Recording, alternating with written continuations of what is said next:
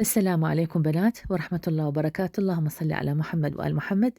اليوم تعالوا ويانا بوصفة حلوة ووصفة طيبة حيحبوها كل الجهال، أنا أضمن لك هذا الشيء لأن أنا من سويتها ما بقت خلصت رأسا.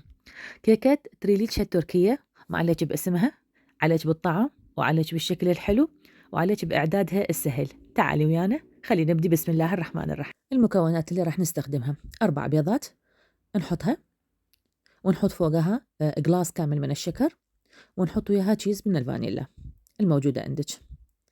تبدين بالخفق، تستمرين بالخفق لمدة 10 دقائق أو 5 دقائق إلى أن يتحول اللون الأصفر للبيض إلى لون فاتح جدا. مو شرط الخفاقة الكهربائية، بالخفاقة اليدوية ممكن، لكن حتتكسر إيدك أكيد. يلا شو تسوي؟ تستمرين عملية الخفق إلى أن يصير اللون فاتح مثل ما أنت تشوفين. تضيفين كيس من البيكنج باودر وأيضا قلاص من الطحين، وتقلبين المكونات مع بعض تمتزج بشكل جيد، وراها تحطيها الإناء اللي أنت محضرته اللي تخليه بالفرن. تخليه بالفرن لمدة 30 دقيقة أو 40 دقيقة حسب الفرن اللي عندك، لأن تختلف درجة الحرارة. 40 دقيقة على درجة حرارة 170. وراها تجين تشيكيها للكيكة وتكون جاهزة بهذا الشكل تطلع. طبعا طلعت الكيكة، احنا رأسا نضيف لها قلاص كامل من الحليب كامل الدسم. طبعا عندك هنا أطراف واضحة بالصورة لهاي الكيكة، هاي الأطراف الزايدة ممكن إنه أنت تزيليها بالسكين، وممكن تخليها عادي إذا ما تزعجك. خلينا الحليب للكيكة ونخليها بالثلاجة بين ما نحضر الكريم شانتيه.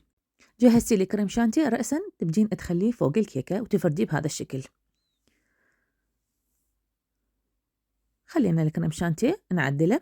طبعا لا تهتمين جدا انه اذا الكيكه شويه ممكن انه تصير ويا الكريم شانتيه، لان هي ضايفت لها حليب سائل عادي. هاي الطبقه طبقه اولى لان حتضيفين فوقها الكراميل فما راح يبين. نخليها بالثلاجه ايضا. هنا نحضر الكراميل مالتنا، قلاص كامل من الشكر، تخليه على نار هادئه جدا الى ان يبدي يموع الشكر بهذا الشكل. لا تستعجلين وتخليه على نار حاميه لان يحترق، ومن يحترق بعد ما الى اي شاره. تبدين تقلبين بيه، من يصير بهذا الشكل تبدين تساعديه ماكو، تقلبين شوية شوية يبدي يموع الشكر ويتحول إلى هذا اللون الحلو، لون الكراميل.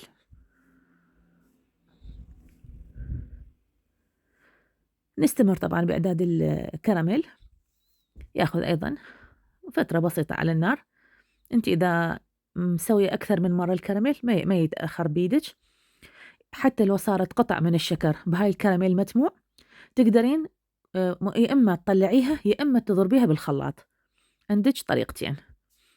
أنا بصراحة صارت عندي قطعة، أنا شلتها رأسا بالخاشوقة ما يحتاج.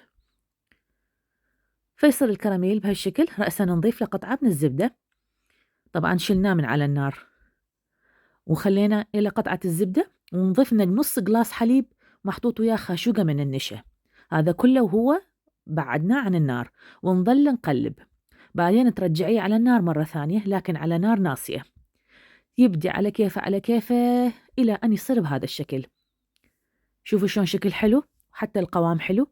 هسه من الشيلي من على النار حيسخن بعد أكثر، فلذلك إحنا كراميلنا لحد الآن خلاص وصار يخبل. شيله من على النار وخليه يبرد. نطلع الكيكة مالتنا، طبعا الكراميل بارد جدا، ونضيفه بهالشكل هذا. نبدي هسه مرحلة التزيين وهي المرحلة الأخيرة. التزيين على راحتك.